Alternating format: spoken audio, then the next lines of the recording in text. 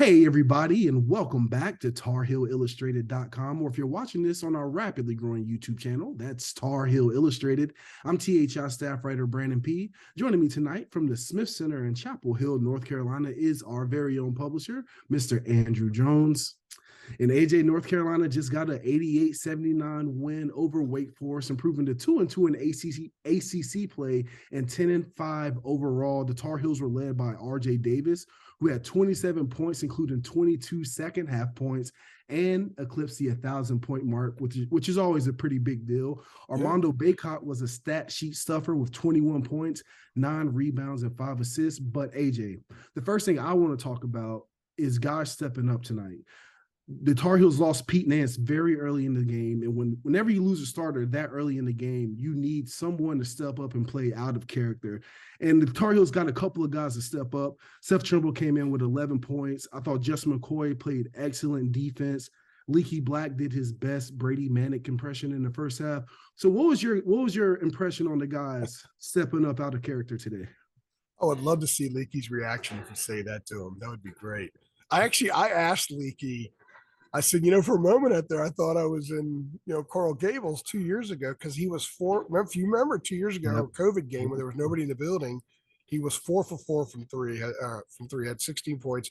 And then I'll never forget, Roy puts him on the ball and he runs a play and feeds Andrew Platek along the baseline for the game winner, which was a moment that I'm sure Andrew Platek will relive forever. But it was one of those examples of the value of Leaky. And tonight we saw the value of Leaky again, where he had career high 18 points. He had 14 in the first half. He's a more confident shooter. We've talked about this earlier. And when I go down on the court before the game, I go down there for a purpose. I put out video clips here on our Twitter handle. We post them on our game thread. I put out photos and stuff. And a couple times in November, I was right behind Leaky, like 2 feet behind him, 3 feet, and you're shooting the video from the corner, like right over here during warmups as he's shooting threes. And you could see that it was quicker, it was more fluid. He had clearly worked on his shot. He's talked about it a lot. But the evidence to me is in the release. It's in the form. It's in all that stuff. And we're seeing it now because he's getting rid of it quicker when he does shoot. And one of the things that we're starting to see, and he talked about it tonight, was because teams have to respect his three a little bit more, they're coming out on him. And guess what? That's opening up The drop.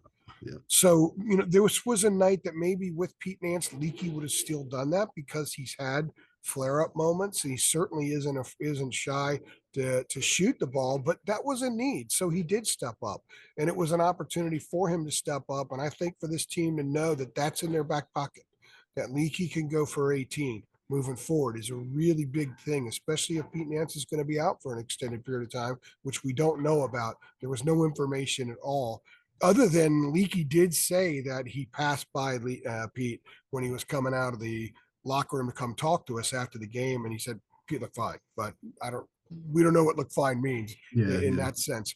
But I agree with you about Justin McCoy. Justin's a guy. People need to understand that he played like 11 minutes a game for Virginia a couple years ago when they won the regular season ACC title. And Tony Bennett used to talk all the time about every time Jay Huff got in foul trouble, he would put Justin in there. He was very comfortable. Or if he needed a guy to go in there and muck it up some and box out and get rebounds, just give the team a little bit of juice, he put Justin in there to do those things. But Justin's also very fundamentally sound. He's another guy. If you come to a Carolina game, watch warm-ups early. Justin's one of the guys out early. You and I talked about it a couple of games ago when you were there, Brandon. He's got beautiful form. He's really got a lot of skills. He just might be a pinch. He was a pinch quicker. It might be a difference for him, but I thought he helped tonight. I thought he did a lot of things really well that got them to the point where Hubert went with the 3-guard lineup when he put Trimble in the last 14 minutes of the game, and Trimble was sensational. I tweeted in the first half, this is the Leaky Black show, and someone tweeted at us in the second half, it's now the Seth Trimble show, and I told Seth about that. He started cracking up, but that was the case. When a guy goes down, and when Caleb Love is 3 for 15, a good team is going to find other dudes to step up and make something happen and help them get to the winner's circle. And that's what they did tonight. And also, let me add, if you're going to add to the adversity, Jalen Washington was the first big off the bench.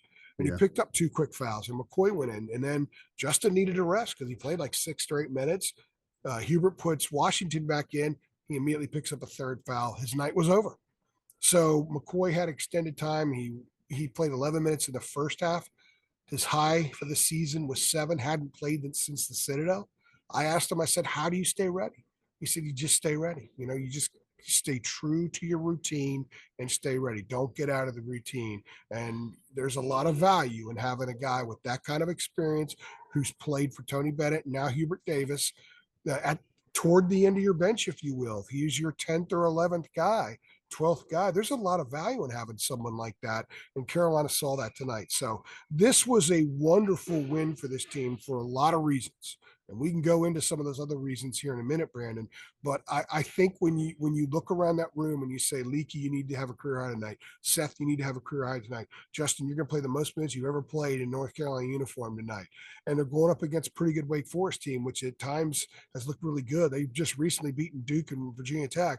I think a lot of Carolina fans would have said, ooh, I'm not sure that's happening. But it did. And it did in pretty impressive fashion. So kudos to those guys for stepping up. And it was a night where the bench produced.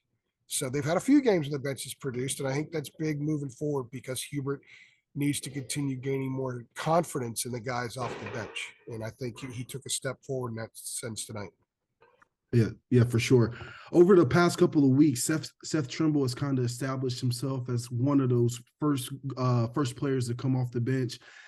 Hubert Davis seems very comfortable with him and RJ Davis and Caleb Love, that 3-guard lineup on the court together. And when they were on the court tonight in the second half, especially, I thought the defensive pressure was really ramped up. They had 32 points off of turnovers when those 3 guards were on the court. What did you think about the 3-guard lineup Hubert Davis employed? Yeah, 32 for the night, which is really impressive because Wake shot a pretty high percentage, but when Wake wasn't shooting, wasn't getting the shots off, and Carolina was getting some turnovers, Tar Heels were putting them, turning them immediately into points.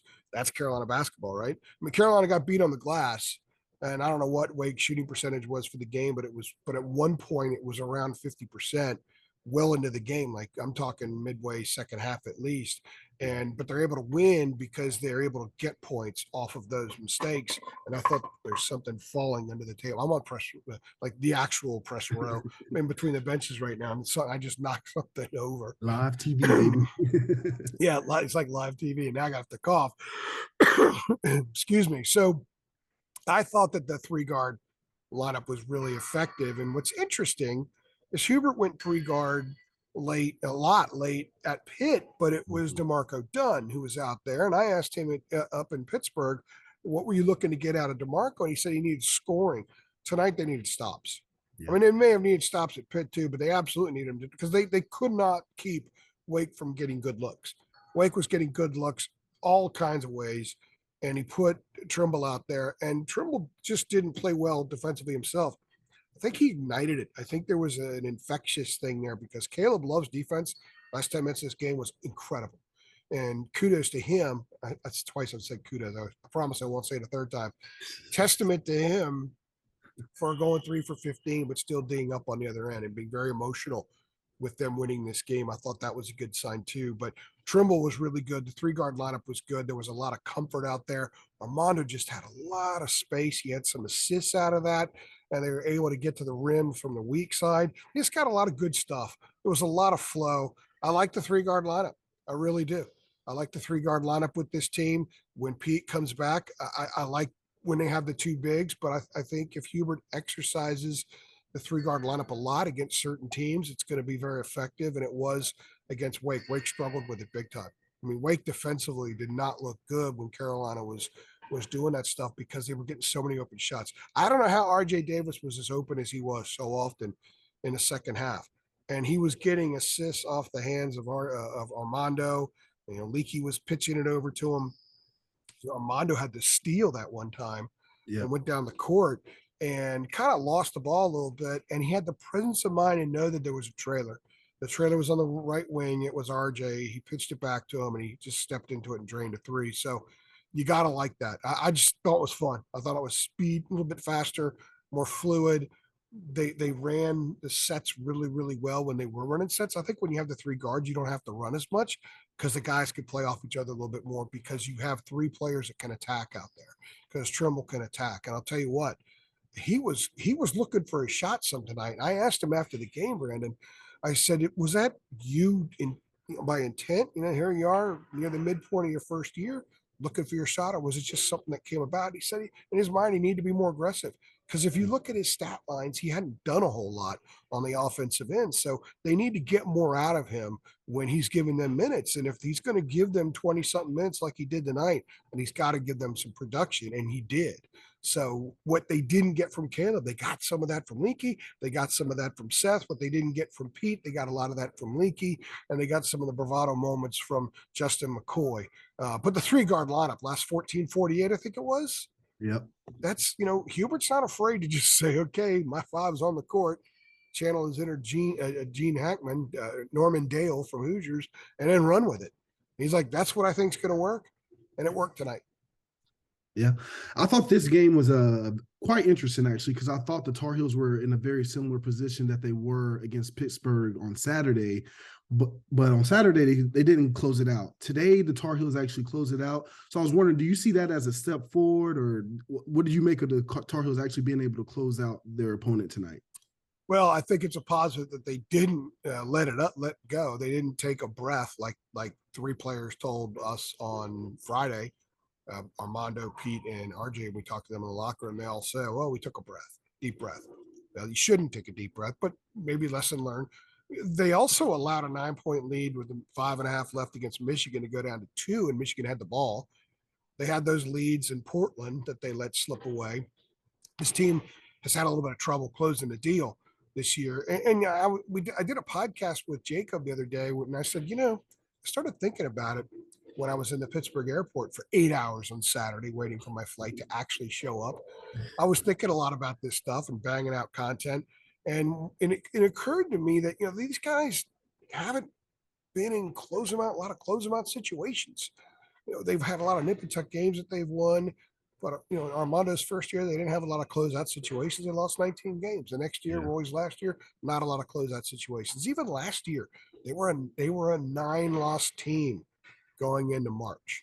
So they didn't have a lot of closeout situations. So this was a step forward. And I asked Armando about his words. He said the other day, the S word, and which we ran in full. And he actually said he knew. He saw it on our site. The S word, SHI.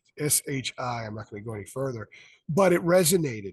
And part of that was you could be on your game and on point for 35 minutes, for 30 minutes, but in the ACC, you've got to be on it for 40 minutes. And I think tonight they were on it for 40 minutes. Didn't always play well, but as Caleb's an example, Caleb's a guy that did not let the bad shooting affect his overall game, his defense, especially in the second half. I thought Caleb was better defensively in the second half.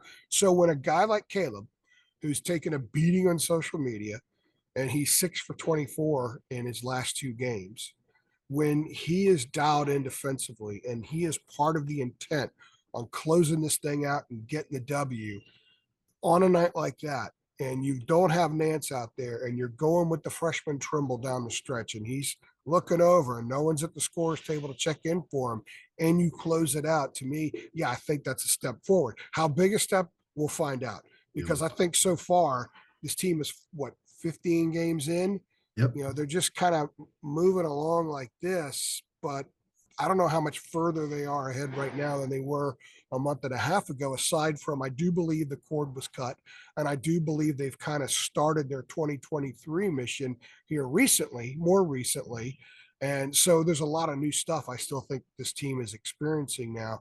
And Caleb doing what he did defensively late with the energy that he played with, and Trimble giving him mature minutes late in the game, I thought was a big deal. So closing it out under those circumstances, I think, is better for them moving forward than if it was just a traditional situation. So I think there's a lot of value to that. And what does it mean moving forward? It just means they're 10-5, or 2-2 in the league, and they've got a Notre Dame team coming in here that could shoot 50% from 3. Don't think for a minute that Goodman and Leshevsky and Ryan and those guys can't come in here and rain 3. So the Tar Heels are going to have a different kind of challenge Saturday than they had tonight, and we might see different player groupings. Maybe it's Tyler Nickel who's on the floor for a lot that game. That's one of the unique things about Hubert. is there's no cookie cutter method to how he uses the bench. I think he draws from his NBA experience where it's all about matchups. Yep. It's all about chess pieces. And I submit DeMarco Dunn Friday and Seth Trimble tonight as exhibits A and B. And we can continue on about 1,000 other examples, but I think that makes it interesting. And for as a guy who covers the team and has to write about each game, it gives us some different stuff to write about. So I enjoy it from that standpoint. I would think the fans, as they get used to what Hubert does more and more, I think that they're going to enjoy that as well. Because I do think it's an interesting approach, because not all college coaches do that. But I also think long term, it's the right approach. Yeah, yeah, definitely, because that's how it works in the professional ranks. Once you get to the next level, you get in where the matchup fits you. You don't. It's no cookie cutter way of getting the game. 20 minutes one night and a DNP coach's decision the next. Yeah, but yeah. And that's what that's what we're seeing here. Yeah, each of those guys on the bench, they've each had I'll tell you what, Jalen Washington would have gotten extended minutes tonight if he didn't get in foul trouble. Hubert went right to him. I thought was interesting is that Washington and McCoy were in the game by the 15-22 mark, and neither one of them played Friday. McCoy hadn't played since the Citadel.